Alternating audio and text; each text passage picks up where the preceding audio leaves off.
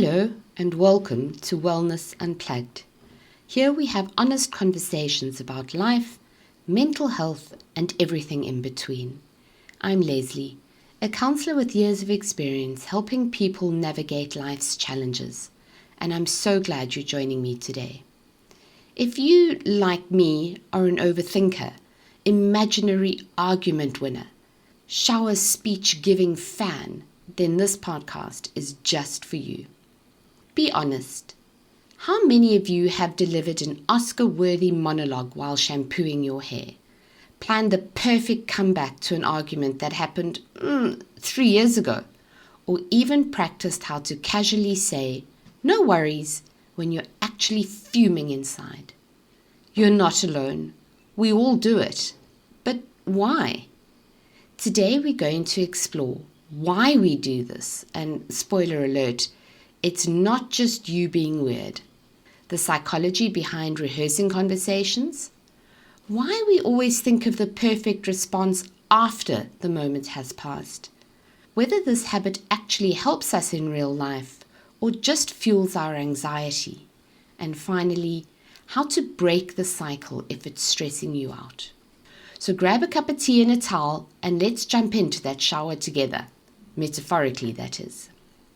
Why do we overthink in the shower? Well, showers are basically the perfect storm for overthinking. It's quiet, you're alone, there's no phone to distract you, and the water drowns out the sounds of reality. But the kicker, warm water increases dopamine levels, which is linked to creative thinking. And this is why you suddenly get brilliant ideas or remember cringeworthy moments from 2016 in 4D detail while rinsing your conditioner. From a psychological perspective, this is also known as the default mode network, or DMN. When we are in a relaxed, low stimulation environment like the shower, our brains shift into a state where it starts processing unresolved thoughts, past experiences, and future scenarios.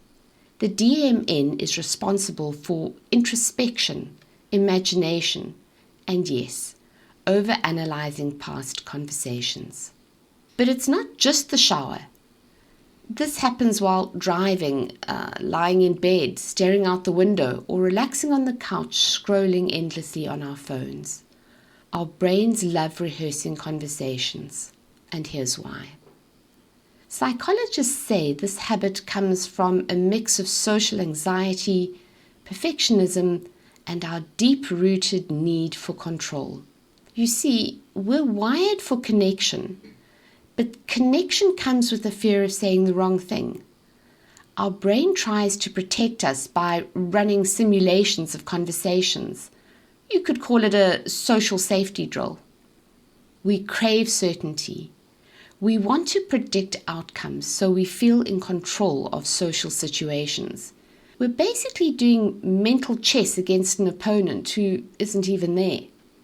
We have an innate negative bias. Our brains naturally focus more on past mistakes or awkward moments because they feel like threats. Evolutionarily speaking, we are wired to remember bad experiences to avoid repeating them. Some of us are just perfectionists. A casual, "Hey, how are you?" shouldn't require a 12-step action plan, but tell that to our brains. This habit is essentially our mind's way of rehearsing for emotional survival. The prefrontal cortex, which governs decision-making and problem-solving, works overtime trying to map out every possible outcome in social interactions. This is especially common in people who experience rejection sensitivity, where past social rejections have created a heightened awareness of social cues and potential threats. Additionally, for people with high-functioning anxiety, rehearsing conversations serves as a way to manage perceived risks in social situations. However, when this habit turns into constant ruminating, it can reinforce cognitive distortions, where we assume the worst-case scenario will always happen In other words, if overthinking becomes a habit, it can trick your mind into always expecting the worst, even when there's no real reason to. Have you ever had a moment where someone says something annoying and you just smile politely? Then, 5 hours later, while buttering the toast, your brain hits you with the perfect comeback. That, my friends, is called l'esprit de l'escalier. Translated to English, it means spirit of the stairway. But for us South Africans, we know it as staircase wit. Why does this happen? Because in the heat of the moment, your brain is way too busy managing emotions to be clever. When we perceive social interactions as stressful or high stakes, our fight or flight response kicks in and redirects cognitive resources towards protection rather than wit. This happens because our amygdala, remember this from last week? It's the part of the brain responsible for detecting threats, overrides the more logical prefrontal cortex. When the perceived danger has passed, the brain finally has time to process and analyze the situation rationally. Hence the perfect comeback arriving way, way too late. So, is rehearsing a conversation helpful or harmful? Well, that all depends. It can help you if you are preparing for a job interview, a presentation, or important discussion. Or perhaps you're practicing how to express your feelings without getting overwhelmed. Perhaps you may be trying to build confidence before a difficult conversation. But when does it become a problem? Well, if you're replaying arguments that are over and done with, if you're over-analyzing what someone might say and working yourself into a panic, if you're wasting hours on imaginary conversations instead of engaging in real ones, if you are letting the fear of wrong words prevent real-life connections, if your shower monologues boost your confidence, well, fantastic. But if they keep you trapped in an endless loop of overthinking, it might be time for a mental reset. I found myself in this exact cycle over this past weekend. A member of our community had made a particularly spiteful gesture, and my mind was consumed with crafting the perfect response. I rehearsed every possible way to confront her. Calm and composed, cuttingly direct, or with an air of amused indifference. For 2 days, I mentally choreographed every word, every expression, every strategic pause. And then it hit me. She simply wasn't worth the time or effort. The situation had taken up far more space in my mind than it deserved. And by the time I realized this, I was ready to move on to more meaningful, more important things. That said, if the moment ever does arise, I now have a well-prepared response in my back pocket, should I choose to use it. But remember, sometimes the best response isn't a perfectly rehearsed retort. It's the choice to just let it go. If you're tired of being a full-time actor in your own mental soap opera, here are a few ways to break the cycle. Ask yourself, is this actually useful? Are you preparing for a real-life situation, or are you just arguing with a ghost? Set yourself a time limit.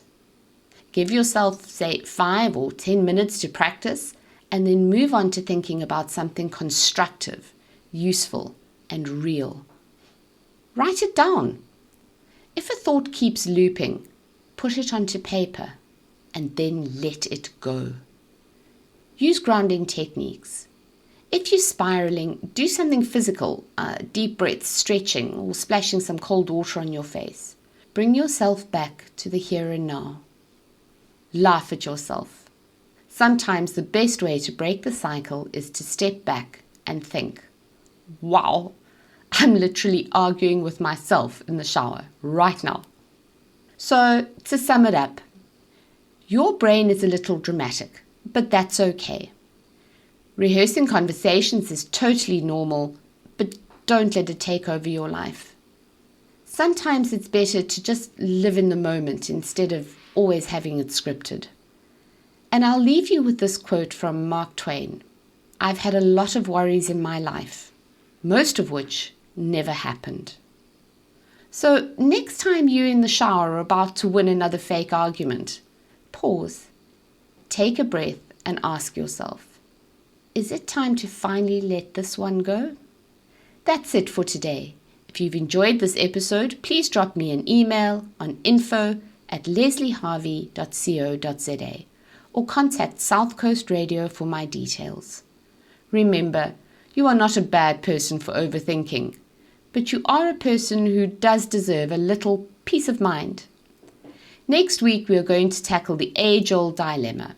Am I an introvert or do I just hate people? Thanks for joining me on Wellness Unplugged. Until next time, unplug, recharge, and remember, your wellness matters more than you think. The radio station you can't live without. This is your radio. This is South Coast Radio.